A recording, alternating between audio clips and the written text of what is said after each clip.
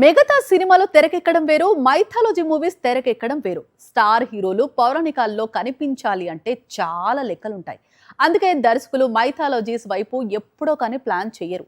ఇలాంటి సమయంలో దేశంలోనే ఇద్దరు టాప్ స్టార్స్ రాముడి పాత్రలు నటించి ప్రేక్షకులను మెప్పించేందుకు పోటీ పడుతున్నారు. ఏ హీరో కెరీర్లో అయినా పౌరాణిక పాత్ర పోషించడం కంటే మరో అదృష్టం ఉండదు.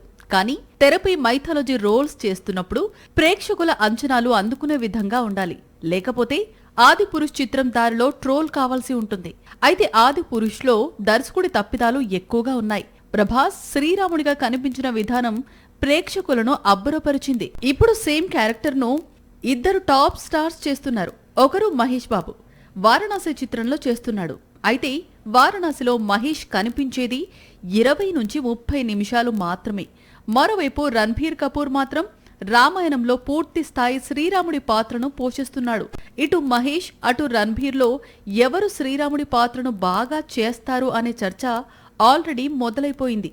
ఎవరి సినిమాలు వారివైనా నేపథ్యాలు వేరువేరుగా ఉన్నా చేసే పాత్ర ఒక్కటే కావటంతో ఆల్రెడీ మహేష్ రణ్బీర్ మధ్య కాంపిటీషన్ మొదలైపోయింది.